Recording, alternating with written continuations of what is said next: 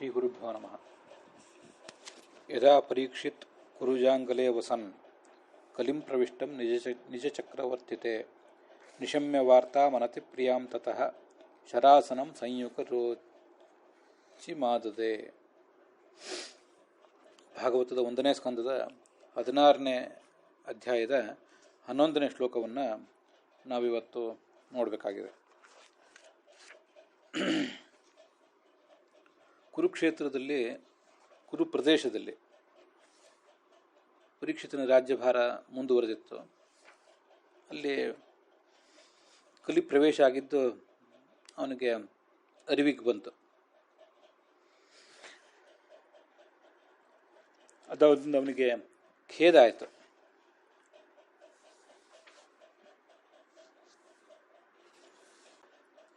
ಸಂಯುಗ ರೋಚಿಹಿ, ಯುದ್ಧವನ್ನು ಮಾಡಬೇಕೆಂಬ ಬಯಕೆಯಿಂದ, ಕಲಿಯನ್ನು ದಮನಿಸಬೇಕೆಂಬ ಬಯಕೆಯಿಂದ ಬಿಲ್ಲನ್ನು ಎತ್ತಿಕೊಂಡ ಅಂತ ಅಲ್ಲಿ ವರ್ಣನೆ ಇದೆ. ಈ ಶ್ಲೋಕ ಹೆಚ್ಚಿನ ವಿಷಯಗಳನ್ನೇನು ಹೇಳ್ತಿಲ್ಲ, ಆದ್ದರಿಂದ ಇಲ್ಲಿ ಬೇರೆ ಯಾವ ವ್ಯಾಖ್ಯಾನಗಳ ವಿಷಯವನ್ನು ನಾನು ಕೈಗೆತ್ತಿಕೊಂಡಿಲ್ಲ. ಭಾಗವತ ಸಾರೋದ್ಧಾರದಲ್ಲಿ ಕೂಡ ರಾಜವಿರಾಗ ಪ್ರಕರಣದಲ್ಲಿ 18ನೇ ಶ್ಲೋಕದ ರೂಪದಲ್ಲಿ ಇದು ಬಂದಿದೆ. ಅಲ್ಲಿಯೂ ವಿಷ್ಣು ತೀರ್ಥರು ವಿಶೇಷ ವ್ಯಾಖ್ಯಾನವನ್ನೇನು ಮಾಡಿಲ್ಲ ಇದಕ್ಕೆ, ಅದರಿಂದ ಇದನ್ನು ಬಿಟ್ಟಿದ್ದೇನೆ.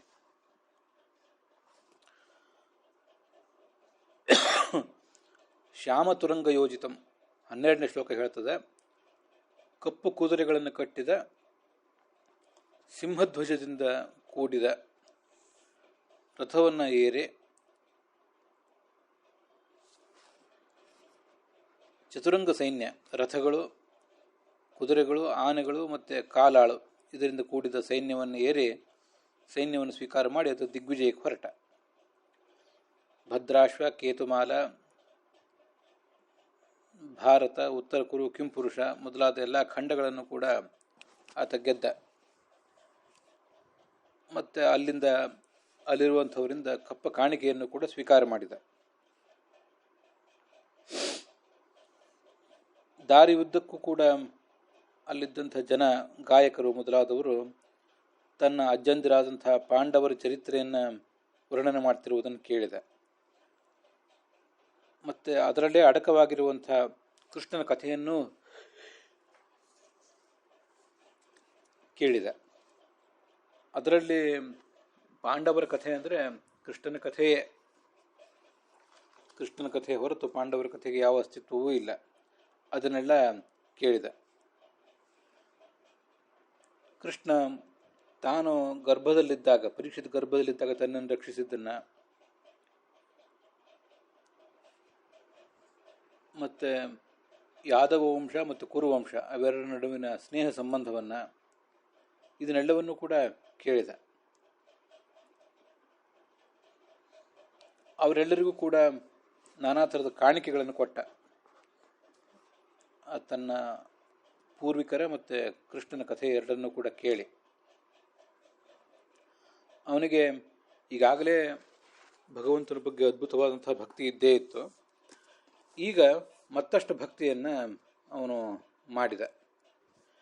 ಹೇಗದು? ಭಕ್ತರಾದಂತಹ ಪಾಂಡವರ ಸಲುವಾಗಿ ಜಗನ್ನಿಯಾಮಕನಾದ ಕೃಷ್ಣ ಸಾರಥಿಯಾದ. ಮತ್ತು ಸಭೆಯನ್ನು, ಕೌರವರ ಸಭೆಗೆ ಹೋಗಿ ಅಲ್ಲಿ ದೌತ್ಯ ಮಾಡಿದ, ಸೇವಾ ಮಾಡಿದ, ಸಖ್ಯ ಮಾಡಿದ, ದೂತ ಕಾರ್ಯವನ್ನು ಮಾಡಿದ. ಅವರಿಗೆ ಅಂಗರಕ್ಷಕನಾಗಿ ಎಲ್ಲ ಕಡೆ ಸಂಚಾರ ಮಾಡಿದ, ಹಿಂದೆ ಮುಂದೆ ಅವರನ್ನು ಅನುಸರಿಸಿದ, ಹೊಗಳಿದ, ಕೆಲವು ಬಾರಿ ಅವರನ್ನು ಪ್ರಶಂಸಿದ, ಮೆಚ್ಚಿಸಿದ ಅಂತ ಅರ್ಥ. ತಲೆಬಾಗ್ತಾ ಇದ್ದ ಧರ್ಮರಾಜನಂಥವರಿಗೆ, ಕುಂತಿಗೆ, ಹಿರಿಯರಿಗೆ. ಇದನ್ನೆಲ್ಲ ಗಾಯಕರು ಹಾಡ್ತಾ ಇದ್ರು. ಮೊದಲೇ ಆತನಿಗೆ ಕೃಷ್ಣನ ಬಗ್ಗೆ ಭಕ್ತಿ ಇದ್ದೇ ಇತ್ತು. ಈಗ ಆ ಕಥೆಯನ್ನು ಕೇಳಿ ಮತ್ತಷ್ಟು ಆ ಕೃಷ್ಣನ ಬಗ್ಗೆ ಆತನಿಗೆ ಭಕ್ತಿ ವರ್ಧಿಸಿತು ಅನ್ನೋದನ್ನು ಇಲ್ಲಿ ನೋಡಬೇಕು. ಭಾಗವತ ತಾತ್ಪರ್ಯ ಅಲ್ಲಿದೆ. ಸ್ನಿಗ್ಧೇಶು ಪಾಂಡುಷು ವಿಷ್ಣೋ ಸಾರಥ್ಯಾದಿಭಿ ವಿಶೇಷತಃ ಭಕ್ತಿಂ ಕರೋತಿ. ಈಗಾಗಲೇ ಪಾಂಡವರು ಸ್ನೇಹಪಾತ್ರರಾಗಿದ್ದಾರೆ. ಅವ್ರ ಬಗ್ಗೆ ವಿಷ್ಣು, ಈ ಕೃಷ್ಣ ಸಾರಥ್ಯ ಮೊದಲಾದವುಗಳನ್ನು ಮಾಡಿದ್ನಲ್ಲ ಅನ್ನೋದನ್ನು ಕೇಳಿ ಮತ್ತಷ್ಟು ಭಕ್ತಿ ಅವನಿಗೆ ವರ್ಧಿಸಿತು ಅಂತ ಅದರ ಅಭಿಪ್ರಾಯ.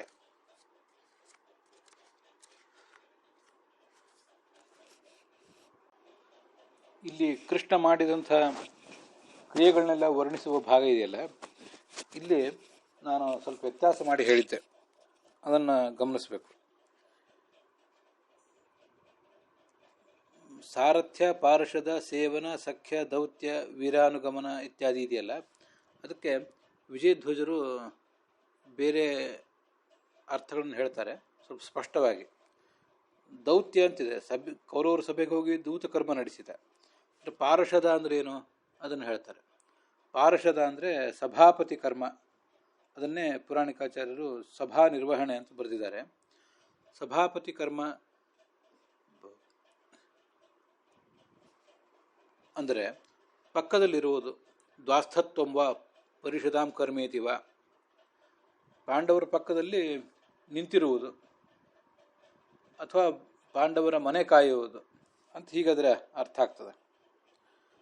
ವಾಮನ ರೂಪನಾದ ಭಗವಂತ ಮನೆಯನ್ನೇ ಕಾಯ್ದಿದ್ದು ನಮಗೆಲ್ಲ ಗೊತ್ತಿದ್ದೇ ಇದೆ, ಬಲಿಯ ಮನೆಯನ್ನೇ ಕಾಯ್ದಿದ್ದು. ಹಾಗೆ ಕೃಷ್ಣ ಅವ್ಯಕ್ತ ರೂಪದಿಂದಿದ್ದು ಪಾಂಡವರ ಮನೆಯನ್ನೇ ಯಾವತ್ತೂ ಕಾಯ್ತಾ ಇದ್ದ ಅಂತ ಅದರ ಅಭಿಪ್ರಾಯ ಆಗ್ತದೆ. ಅದಕ್ಕೆ ಬೇರೆ ಬೇರೆ ವ್ಯಾಖ್ಯಾನಗಳು ಕೂಡ ಅರ್ಥ ಬರೆದಿದ್ದಾರೆ ವೀರರಾಘವರು ಮೊದಲಾದವರು. ಪಾರ್ಷದ ಅಂದರೆ ಸಭ್ಯತ್ವ, ಪಾಂಡವರ ಸಭೆಯಲ್ಲಿ ಇರುವುದು ಮಾತ್ರ ಅಂತ ಈಗ ಅರ್ಥ ತಿಳ್ಕೋಬಹುದು. ಪಾಂಡವರ ಮನೆಯನ್ನು, ಸಭೆಯನ್ನು ದ್ವಾರಪಾಲಕನಂತೆ ಕಾಯುವುದು ಒಂದು ವಿಷಯ, ಅವರ ಸಭೆಯಲ್ಲಿ ಇರುವುದು. ಸಾಮಾನ್ಯವಾಗಿ ಪಾರ್ಷದರಂದರೆ ಹಿಂದೆ ಮುಂದೆ ಇರುವಂಥವರು, ರಾಜನ ಮತ್ತು ಹಿರಿಯ ವ್ಯಕ್ತಿಯ ಸೇವೆಗೆ ಸನ್ನದ್ಧರಾಗಿರುವವರು ಅಂತ ಅದರ ಅರ್ಥ ಆಗ್ತದೆ. ವಿಷ್ಣು ಪಾರ್ಷದರು ಅಂತ ಹೀಗೆಲ್ಲ ನಾವು ಶಬ್ದ ಕೇಳಿರ್ತೇವೆ. ಹೀಗೆ ತಾನೇ ಜಗನ್ಯಾಮಕನಾದರೂ ಪಾಂಡವರ ಹಿಂದೆ ಮುಂದೆ ನಿಂತು ಅವರ ಪಾರ್ಷದನಾಗಿದ್ದ, ಅವರ ಸಭೆಯಲ್ಲಿ ಯಾವತ್ತೂ ಸನ್ನಿಹಿತನಾಗಿರ್ತಿದ್ದ ಅಂತ ಅದರ ತಾತ್ಪರ್ಯ. ಸೇವಾ ಮಾಡಿದ. ಅರ್ಜುನನಿಗೆ ಆತ ಸಾರಥಿಯಾಗಿದ್ದಾಗ ಕುದುರೆಗಳ ಸೇವೆ ಮಾಡಿದ್ದ. ಮತ್ತು ಪಾಂಡವರು ಯಾಗ ಮಾಡಿದ್ದಾಗ ಅಲ್ಲಿ ಬಂದಂಥ ಅತಿಥಿಗಳ ಪಾದ ಸೇವೆ ಮಾಡಿದ್ದ, ಅವರಿಗೆಲ್ಲ ಕಾಲು ತೊಳ್ಕೊಳ್ಳಿಕ್ಕೆ ನೀರು ಕೊಟ್ಟಿದ್ದ ಇತ್ಯಾದಿಗಳನ್ನು ನಾವು ನೋಡಿದ್ದೇವೆ. ಅದನ್ನೇ ಸೇವಾ ಅಂತ ತಿಳ್ಕೊಳ್ಬೇಕು. ಸಖ್ಯ ಅಂದರೆ ಗೆಳೆತನವನ್ನಂತೂ ಮಾಡಿಯೇ ಇದ್ದ. ದೂತ ಕಾರ್ಯ ಕೌರವರು ಸಭೆಗೆ ಹೋಗಿದ್ದು. ಹೀಗೆ ಪಾರ್ಷದ ಮತ್ತು ದೌತ್ಯ ಅನ್ನೋದಕ್ಕೆ ವ್ಯತ್ಯಾಸ ನಾವು ತಿಳ್ಕೊಳ್ಬೇಕು. ವೀರಾಸನ ಅಂತಿದೆ.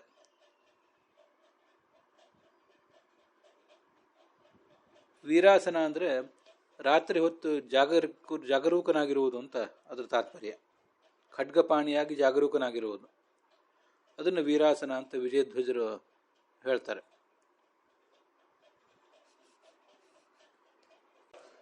ಅನುಗಮನ ಅಂದರೆ ಅವರು ಹೋಗ್ತಿದ್ದಾಗ ಅವ್ರ ಹಿಂದೆ ಹೋಗುವುದು.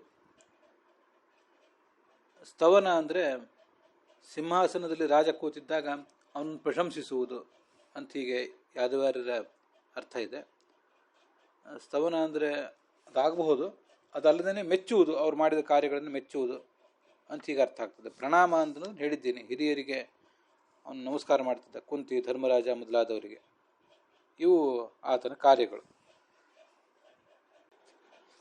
ಮುಂದೆ 18ನೇ ಶ್ಲೋಕ. ತಸ್ಯೈವಂ ವರ್ತಮಾನಸ್ಯ ಪೂರ್ವೇಶಾಂ ವೃತ್ತಮನ್ವಹಂ ಅಂತ. ಹೀಗೆ ಅವನು ತನ್ನ ಪ್ರಾಚೀನದ ಕ್ರಮವನ್ನು ಅನುಸರಿಸಿ ರಾಜ್ಯಭಾರ ಮಾಡ್ತಾ ಇದ್ದ. ಮತ್ತು ಹಾಗೆ ಮುಂದೆ ಸಂಚಾರ ಮಾಡ್ತಿದ್ನಲ್ಲ ದಿಗ್ವಿಜಯ ಕ್ರಮದಲ್ಲಿ. ಅಲ್ಲಿ ನಾತಿ ದೂರೆ ಅಂದರೆ ಅವನು ಸಂಚಾರ ಮಾಡ್ತಿರುವ ಪರಿಸರದ ಸಮೀಪದಲ್ಲಿಯೇ ಅಂತ ಒಬ್ಬರು ಅರ್ಥ ಬರೀತಾರೆ. ಸನ್ನಿಕೃಷ್ಟ ದೇಶ ಅಂತ ವೀರರಾಘವರು ಮೊದಲಾದವರು. ಶೀಘ್ರಮೇವ ಅಂತ ಅರ್ಥ ಬರೀತಾರೆ ಶ್ರೀಧರರು. ಹಾಗಾಗಿ ಅದಕ್ಕೆ ಹೇಗೂ ಅರ್ಥ ಆಗಬಹುದು. ಅಸ್ಮದೃಷ್ಟಿ ಗೋಚರೆ ಅಂತ ವಿಜಯಧ್ವಜರ ಅರ್ಥ ಬರೀತಾರೆ. ಶೀಘ್ರಮೇವ ಅಂತ ಯಾದವಾರ್ಯರ ಅರ್ಥ ಬರೀತಾರೆ. ನನಗೆ ಆ ಶಬ್ದಕ್ಕೆ ಸಮೀಪದಲ್ಲಿಯೇ ಅಂತ ಅರ್ಥ ಮಾಡುವುದು, ಕಾಲದ ಸಾಮೀಪ್ಯ ಅಂತ ಹೇಳುವುದಕ್ಕಿಂತ ದೇಶದ ಸಾಮೀಪ್ಯ ಅಂತ ಅರ್ಥ ಮಾಡುವುದು ಹೆಚ್ಚು ಯೋಗ್ಯವಾಗಿ ಕಾಣಿಸ್ತದೆ. ದಿಗ್ವಿಜಯ ಮುಂದುವರಿಸ್ಕೊಂಡು ಹೊರಟಿದ್ನಲ್ಲ, ಅವನು ಯಾವ ಪ್ರದೇಶದಲ್ಲಿ ಹೋಗ್ತಾ ಇದ್ನೋ ಆ ಪ್ರದೇಶದ ಸಮೀಪದಲ್ಲಿಯೇ ಅಂತ ಹೀಗೆ ಅರ್ಥ ಹೇಳುವುದು ಹೆಚ್ಚು ಯೋಗ್ಯ.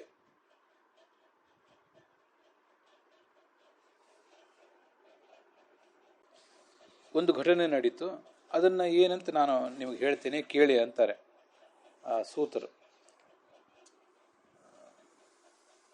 ಧರ್ಮ ಪದೇನ ಏಕೇನ ಚರಣ್. ಧರ್ಮ ಅಂದರೆ ಧರ್ಮಾಭಿಮಾನಿ ದೇವತೆ ಯಮದೇವ ಒಂದು ಎತ್ತಿನ ರೂಪದಲ್ಲಿ ನಿಂತ್ಕೊಂಡಿದ್ದ. ಒಂದೇ ಕಾಲಿನಿಂದ ಕುಂಟುತ್ತಾ ಇದ್ದ. ಗೋರೂಪದ ಭೂಮಿಯ ಬಳಿಗೆ ನಿಂತಿದ್ದ. ಅವಳ ಮುಖನೂ ಕೂಡ ಕಲಾಹೀನವಾಗಿತ್ತು. ಕಣ್ಣೀರು ಸುರಿಸ್ತಾ ಇದ್ಲು. ಕರುವನ್ನು ಕರೆದುಕೊಂಡಂಥ ತಾಯಿ ಹಸುವಿನಂತೆ ಅವಳಿದ್ಲು. ಈ ಎತ್ತು ಅವಳ ದುಸ್ಥಿತಿಯನ್ನು ನೋಡಿ ಈ ಮುಂದಿನಂತೆ, ಎತ್ತು ಅಂದರೆ ಎತ್ತಿನ ಧರ್ಮದ ಅಭಿಮಾನಿಯಾದ ದೇವ ಅವಳನ್ನು ಈ ಮುಂದಿನಂತೆ ಮಾತಾಡಿಸಿದಂತೆ. ಏನು ಮಾತಾಡಿಸಿದ ಅನ್ನೋದನ್ನು 20ನೇ ಶ್ಲೋಕ ಹೇಳ್ತದೆ. ದೇವಿ, ನಿನ್ನ ಆರೋಗ್ಯ ಹೇಗಿದೆ? ಅನಾಮಯ ಆತ್ಮನಸ್ತೆ. ನಿನಗೆ ಆರೋಗ್ಯ ಚೆನ್ನಾಗಿದೆಯಾ? ಕಳೆಗೊಂದಿದೆಯಲ್ಲ ಮುಖ, ಯಾಕೆ?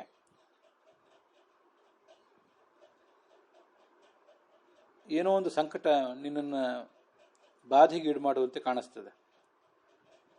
ದೂರ ದೇಶದಲ್ಲಿ ಯಾರು ಬಂಧುಗಳು ಹೋದವರು ಇನ್ನೂ ಬಂದಿಲ್ವೋ ಹೇಗೆ?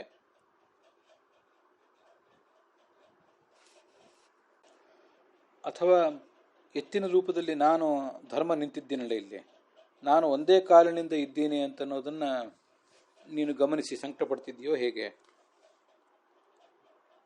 ಈ ಮುಂದಿನ ಕಾಲದಲ್ಲಿ ದುಷ್ಟರಾದಂಥ ರಾಜರೇ ನಿನ್ನನ್ನು ಆಳಕ್ಕೆ ಹೊರಡ್ತಾರೆ. ಆ ಒಂದು ಸಂಕಟವನ್ನು ನೆನೆದು, ಆ ಒಂದು ದುಸ್ಥಿತಿಯನ್ನು ನೆನೆದು ಶೋಚಿಸ್ತಾ ಇದ್ದೀಯೋ ಹೇಗೆ? ಯಾಗಗಳೆಲ್ಲ ನಿಂತು ದೇವತೆಗಳಿಗೆ ಆವಿರ್ಭಾಗ ಆಗಲಿಕ್ಕಿಲ್ಲ. ಆದ್ದರಿಂದ ಆ ದೇವತೆಗಳಲ್ಲಿ ಒಬ್ಬಳಾದ ನಿನಗೂ ಕೂಡ ಆವಿರ್ಭಾಗ ಇರೋದಿಲ್ಲ. ದುಷ್ಟರಾಜರ ಭಾರ ಬೇರೆ. ಈ ಕಾರಣದಿಂದ ದುಃಖ ಪಡ್ತಿದ್ದೀಯೋ ಹೇಗೆ? ಯಜ್ಞ ಯಾಗಾದಿಗಳಿಲ್ಲದೆ ಹೋದರೆ ಮಳೆ ಬೆಳೆ ಕೂಡ ಆಗೋದಿಲ್ಲ. ನಿನ್ನ ಸಂಕಟಕ್ಕೆ ಕಾರಣ ಏನು ಹೇಳು ಅಂತ ಕೇಳ್ತಿದ್ದಾನೆ.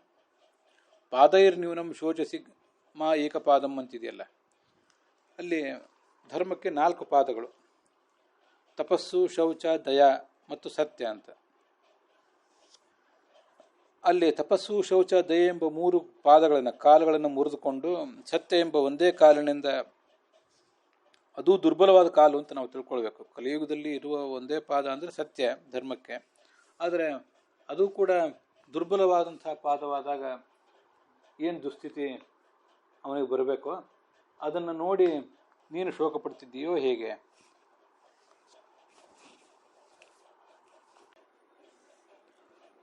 ಅರಕ್ಷ್ಯಮಾಣ ಸ್ತ್ರೀಯ ಉರ್ವಿಬಾಲ ಅಂತ ಮುಂದಿನ 22ನೇ ಶ್ಲೋಕ. ಈ ಮುಂದಿನ ಕಲಿಯುಗದಲ್ಲಿ ಸ್ತ್ರೀಯರನ್ನು ಅವರವರ ಗಂಡಂದರು ಕಾಪಾಡುವುದರಲ್ಲಿ ವಿಫಲರಾಗ್ತಾರೆ. ಬಾಲಕರನ್ನು ಆಪತ್ತಿನಲ್ಲಿ ಕಾಪಾಡಬೇಕಾದಂಥ ತಂದೆ ತಾಯಂದಿರು ಕೂಡ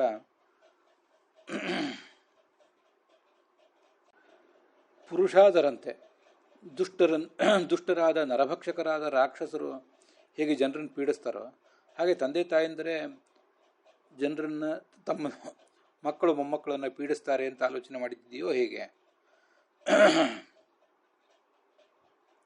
ವಾಚಂ ದೇವಿ ಬ್ರಹ್ಮಕುಲೆ ಕುಕರ್ಮಣಿ ಅಬ್ರಹ್ಮಣ್ಯೆ ರಾಜಕುಲೆ ಕುಲಾಗ್ರ್ಯಂ.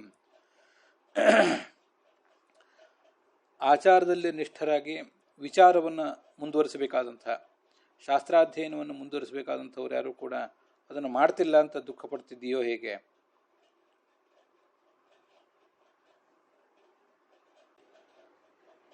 ಮತ್ತು ಮಾಡಬೇಕಾದ ಕಾರ್ಯವನ್ನು ಮಾಡ್ತಾ ಇಲ್ಲ, ಅಷ್ಟು ಮಾತ್ರ ಅಲ್ಲ, ಮಾಡಬಾರ್ದ ಕಾರ್ಯವನ್ನೇ ಎಲ್ಲ ವರ್ಣದವರು ಆಶ್ರಮದವರು ಕೂಡ ಮಾಡ್ತಿದ್ದಾರೆ ಅಂತ ನೀನು ದುಃಖ ಪಡ್ತಿದ್ದೀಯೋ ಹೇಗೆ?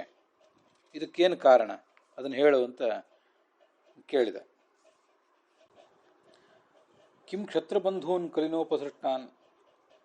ರಾಜರು ರಾಜ್ಯವನ್ನು ಸುಸ್ಥಿತಿಯಲ್ಲಿ ಇಟ್ಟುಕೊಂಡು ಆಳಬೇಕಾದ ಕರ್ತವ್ಯ ಹೊಂದಿದವರು, ಆದರೆ ಕಲಿಯ ಪ್ರಭಾವಕ್ಕೊಳಗಾಗಿ ಅವರು ರಾಜ್ಯವನ್ನು ಕಡೆಗಣಿಸಿದ್ದಾರೆ, ಆಡಳಿತವನ್ನು ಕಡೆಗಣಿಸಿದ್ದಾರೆ ಅಂತ ನೀನು ದುಃಖಿಸ್ತಾ ಇದ್ದೀಯಾ? ಅಥವಾ ಸಮಸ್ತ ಪ್ರಪಂಚವೂ ಕೂಡ ಕೇವಲ ಭೋಗದಲ್ಲಿ ಆಸಕ್ತ ಆಗಿದೆ. ತಿನ್ನೋದು, ಕುಡಿಯುವುದು,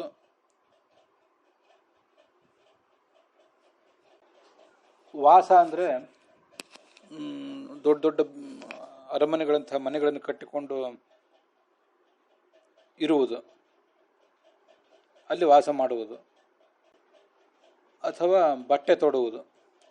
ಸ್ನಾನ ಅದು ಗೊತ್ತಿದ್ದೇ ಇದೆ. ವ್ಯವಾಯ ಅಂದರೆ ಗಂಡು ಹೆಣ್ಣುಗಳ ಪರಸ್ಪರ ಮಿಲನ. ಇದರಲ್ಲೇ ಜನ ಆಸಕ್ತರಾಗಿದ್ದಾರೆ ಅಂತ ದುಃಖ ಪಡ್ತಿದ್ದೀಯೋ ಹೇಗೆ? ಅಥವಾ ಕೃಷ್ಣ ಈ ಭೂಲೋಕಕ್ಕೆ ಬಂದಿದ್ದ ಭೂಭಾರವನ್ನು ಪರಿಹರಿಸಬೇಕು ಅಂತ ತನ್ನ ಕಾರ್ಯವನ್ನು ಮುಕ್ತಾಯ ಮಾಡಿದ್ದಾನೆ. ಅವನೀಗ ಈ ಜಗತ್ತಿನಿಂದ ಹೊರಟು ಹೋಗಿದ್ದಾನೆ. ಅವನ ಕಥೆ ಏನೋ ಇದೆ, ಅದು ನಮಗೆ ಎಲ್ಲ ಥರದ ದುಃಖ ಪರಿಹಾರಕ, ಮೋಕ್ಷ ಸುಖದಾಯಕ. ಆದರೆ ಅವನನ್ನು ನೆನೆದು ನೀನು ದುಃಖ ಪಡ್ತಿದ್ದೀಯೋ ಹೇಗೆ? ಕರ್ಮಾಣಿ ನಿರ್ವಾಣ ವಿಲಂಬಿತಾನಿ ಅಂತಿದೆ. ಅದು ತುಂಬ ವಿಚಿತ್ರವಾಗಿದೆ ಶಬ್ದ. ಅದಕ್ಕೆ ಒಬ್ಬೊಬ್ಬರು ಒಂದೊಂದು ರೀತಿಯಾಗಿ ವ್ಯಾಖ್ಯಾನ ಮಾಡ್ತಾರೆ. ಅದನ್ನು ಈಗ ಸ್ವಲ್ಪ ನೋಡೋಣ. ವಿಜಯಧ್ವಜರ ವ್ಯಾಖ್ಯಾನಕ್ಕನುಸಾರವಾಗಿ ಮೋಕ್ಷ ಸುಖದಾಯಕವಾದದ್ದು. ನಿರ್ವಾಣಂ ವಿಶೇಷೇಣ ಲಂಬಯಂತೆ ಅಂದರೆ ಕೊಡ್ತವೆ ಅಂತ ಇಷ್ಟೇ ಅರ್ಥ. ಅಥವಾ ಮೋಕ್ಷ ಸುಖವನ್ನು ಅಪಹಾಸ ಮಾಡುವಂಥ ಕ್ರಿಯೆಗಳು. ಯಾಕೆಂದರೆ ಈ ಜಗತ್ತಿನಲ್ಲಿ ಸಾಧಕ ಮಾಡುವಂಥ ಕ್ರಿಯೆಗಳು ಅವು ಮೋಕ್ಷ ಸುಖಕ್ಕಿಂತ ಹೆಚ್ಚಿನ ಸುಖವನ್ನೇ ಕೊಡ್ತವೆ ಅಂತ ಕೆಲವು ಕಡೆ ಹೇಳ್ತಾರೆ. ಆ ಅರ್ಥವನ್ನು ಯಾದವಾರ್ಯರು ಬರೆದಿದ್ದಾರೆ, ಶ್ರೀಧರರು ಕೂಡ ಬರೆದಿದ್ದಾರೆ. ಅದು ಮುಂದೆ ಭಾಗವತ ತಾತ್ಪರ್ಯದಲ್ಲಿ ಒಂದು ಕಡೆ ಬರೋದಿದೆ. ಸಮ್ಯಕ್ ಸ್ವರೂಪಸ್ಯ ಅವ್ಯಕ್ತಿ ಅಭಾವೋ ಜನನಸ್ಯವ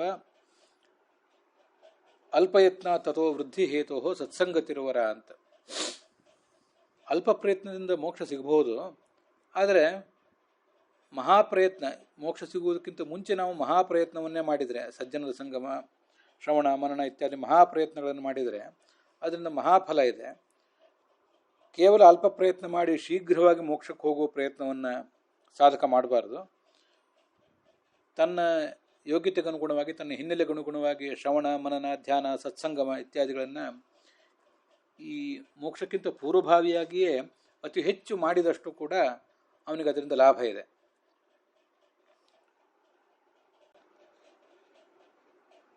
ಹೀಗೆ ಅಲ್ಪ ಪ್ರಯತ್ನದಿಂದ ಬರುವ ಮೋಕ್ಷ ಸುಖಕ್ಕಿಂತ ಈ ಜಗತ್ತಿನಲ್ಲಿ ಮೋಕ್ಷ ಸಿಗುವುದಕ್ಕಿಂತ ಮುಂಚೆ ಇನ್ನೂ ಹೆಚ್ಚಿನ ಸಾಧನೆ ಏನು ಮಾಡ್ತೇವೆ ಅದು ದೊಡ್ಡದು. ವಾಸ್ತವಿಕವಾಗಿ ಮೋಕ್ಷ ಸುಖವೇ ದೊಡ್ಡದು. ನಮ್ಮ ಎಲ್ಲ ಪೂರ್ಣ ಪ್ರಯತ್ನದ ಬಳಿಕ ಲಭ್ಯ ಆಗುವಂಥ ಮೋಕ್ಷ ಸುಖ ಆದರೆ ಅದು ದೊಡ್ಡದೇ. ಆದರೆ ಅಲ್ಪ ಪ್ರಯತ್ನದಿಂದ ಬರುವ ಮೋಕ್ಷ ಸುಖಕ್ಕಿಂತ ಈ ಜಗತ್ತಿನಲ್ಲಿ ಸಾಧು ಸಮಾಗಮ, ನಮ್ಮ ಕರ್ತವ್ಯಗಳು, ಇವುಗಳಿಂದ ಸಿಗುವಂಥ ಮೋಕ್ಷ ಸುಖ ಮತ್ತೂ ದೊಡ್ಡದು. ಮೋಕ್ಷ ಸುಖಾದಪಿ ಅಧಿಕಾನಿ ಅಂತಲೇ ಶ್ರೀಧರರು ಕೂಡ ಅದನ್ನು ವ್ಯಾಖ್ಯಾನಿಸಿದ್ದಾರೆ. ಹೀಗೆ ವಿಡಂಬಿತಾನಿ ಅಂತಿಟ್ಕೊಂಡ್ರೆ ಮೋಕ್ಷ ಸುಖವನ್ನು ಅಣಕಿಸುವ ಸುಖ ಈ ಸತ್ಕರ್ಮಗಳಿಂದ, ಆಚಾರ ವಿಚಾರಗಳಿಂದ ಸಿಗ್ತದೆ ಅಂತ ಅರ್ಥ ಆಗ್ತದೆ. ವಿಲಂಬಿತ ಅಂತ ಇಟ್ಕೊಂಡ್ರೆ ಮೋಕ್ಷ ಸುಖವು ಕೂಡ ಈಗ ವಿಲಂಬಿತ ಆಗಿದೆ ಈ ಕರ್ಮಗಳ ಕಾರಣದಿಂದಾಗಿ. ಈ ಕರ್ಮಗಳನ್ನೆಲ್ಲ ಮಾಡಿದ ಮೇಲೆ ಮೋಕ್ಷ ಸುಖ ಇನ್ನು ಮುಂದೆ ಸಿಗಬೇಕಾಗಿದೆ. ಹಾಗೆ ಶ್ರೀಧರರು ವ್ಯಾಖ್ಯಾನ ಮಾಡ್ತಾರೆ. ವಿಲಂಬಿತಂ ಅಧುನಾ ಅಂತರಿತಂ, ಈಗ ಆ ಮೋಕ್ಷ ಸುಖ ಸ್ವಲ್ಪ ದೂರದಲ್ಲಿದೆ, ಈ ಎಲ್ಲ ಸಾಧನೆಗಳನ್ನು ನಾವು ಮಾಡಿ ಹೋಗಬೇಕಾಗಿರುವುದರಿಂದ ಅನ್ನೋದು ಅವರ ತಾತ್ಪರ್ಯ ಅಂತ ಗೊತ್ತಾಗ್ತದೆ. ಇದಮ್ಮ ಮಾಚಕ್ಷ್ವ, ಏನೇ ಆಗಲಿ ನಿನಗೆ ಇಷ್ಟೊಂದು ತೊಂದರೆ ಬಂದಿದೆಯಲ್ಲ ದೈಹಿಕವಾಗಿ ಮಾನಸಿಕವಾಗಿ, ಅದರ ಮೂಲ ಕಾರಣ ಏನು? ವಸುಂಧರೆ ಏನ ವಿಕರ್ಷಿತಾಸಿ ಕಾಲೇನವ ತೇ ಬಲಿನಾವಲೀಢಂ ಸುರಾರ್ಚಿತಂ ಕಿಂ ಪ್ರಭುಣಾದ್ಯ ಸೌಭಗಂ. ಭೂಮಿಯ ಸೌಭಾಗ್ಯ, ಭೂಮಿಯ ಸಮೃದ್ಧಿ ಅಂದರೆ ದೇವತೆಗಳು ಕೂಡ ಮೆಚ್ಚುವಂಥ ಒಂದು ಸೌಭಾಗ್ಯ ಅದು. ಅದನ್ನೀಗ ಬಲವಾದಂಥ ಕಾಲ ಎಲ್ಲವನ್ನು ಮಣ್ಣುಗೂಡಿಸಿದೆ ಅಂತ ನಿಮಗೆ ದುಃಖ ಆಗಿದೆಯೋ ಹೇಗೆ ಅಂತ ಕೇಳ್ತಿದ್ದಾನ ಅವನು. ಸುರಾರ್ಚಿತ ಅಂದರೆ ಅದು ಮುಂದೆ ಭಾಗವತದಲ್ಲಿ, ಭಾಗವತ ತಾತ್ಪರ್ಯದಲ್ಲಿ ಎಲ್ಲ ಕಡೆ ಬರೋದಿದೆ. ದೇವತೆಗಳು ಕೂಡ ಈ ಭೂಲೋಕದಲ್ಲಿ ಹುಟ್ಟಲಿಕ್ಕೆ ಬಯಸ್ತಾರೆ ಅಂತ. ಅನಧಿಕಾರಿಣೋ ದೇವಾಹ ಸ್ವರ್ಗಸ್ಥಾಹ ಭಾರತೋದ್ಭವಂ, ಭೂಮಿಯಲ್ಲಿ ಹುಟ್ಟಲಿಕ್ಕೆ ಬಯಸ್ತಾರೆ ಅನ್ನೋದಕ್ಕಿಂತ ಭಾರತ ದೇಶದಲ್ಲಿ ಹುಟ್ಟಲಿಕ್ಕೆ ಬಯಸ್ತಾರೆ ಅಂತ ಅಲ್ಲಿ ಬಂದಿದೆ. ಭಾರತ ದೇಶ ಇರುವುದು ಭರತ ವರ್ಷ ಭರತಖಂಡ ಇದೆಲ್ಲ ಇರುವುದು ಈ ಭೂಮಿಯಲ್ಲಿ. ಆದ್ದರಿಂದ ಭೂಮಿಯ ಸೌಭಾಗ್ಯ ಅದು ದೇವತೆಗಳು ಮೆಚ್ಚುವಂಥ ಸೌಭಾಗ್ಯ ಅಂತ ಅದರ ತಾತ್ಪರ್ಯ ನಾವು ತಿಳ್ಕೊಳ್ಬೋದು. ಸುರಾರ್ಚಿತಂ ಅಂತೇನಿದೆಯಲ್ಲ, ದೇವತೆಗಳು ಮೆಚ್ಚುವ ಸೌಭಾಗ್ಯ ಅನ್ನೋದಕ್ಕೆ ಮತ್ತೊಂದು ಅರ್ಥ ಮಾಡ್ಬೋದು ನಾವು, ನನಗನ್ನಿಸ್ತದೆ ಹೀಗೆ. ಸ್ವಯಂ ವರಾಹ ರೂಪದ ಭಗವಂತನ ಪತ್ನಿ ನೀನು, ಅಂಥ ನಿನ್ನ ಸೌಭಾಗ್ಯವನ್ನು ದೇವತೆಗಳು ಕೂಡ ಮೆಚ್ಚುತ್ತಾ ಇದ್ರು, ಪೂಜಿಸ್ತಾ ಇದ್ರು. ಆ ಸೌಭಾಗ್ಯ ನಿನಗೀಗ ಲುಪ್ತ ಆಗಿದೆಯೋ ಹೇಗೆ, ಅದನ್ನು ನೆನೆದು ಸಂಕಟ ಪಡ್ತಿದ್ದೀಯೋ ಹೇಗೆ ಅಂತ ಕೇಳ್ತಿದ್ದಾರೆ ಅವರೆಲ್ಲರೂ. ಆ ಧರ್ಮ ಇವಳನ್ನು ಕೇಳ್ತಿದ್ದಾನೆ. ಅಲ್ಲಿಗೆ 25ನೇ ಶ್ಲೋಕ ಸಮಾಪ್ತ ಆಗ್ತದೆ. 26ನೇ ಶ್ಲೋಕದಲ್ಲಿ ಭೂಮಿ ಆತನಿಗೆ ಏನು ಉತ್ತರ ಕೊಟ್ಲು ಅಂತ ಅನ್ನೋದನ್ನು ನೋಡೋಣ. ಅಲ್ಲಿಗೆ ಇವತ್ತಿನ ಈ ಭಾಗ ಸಮಾಪ್ತವಾಗಿದೆ.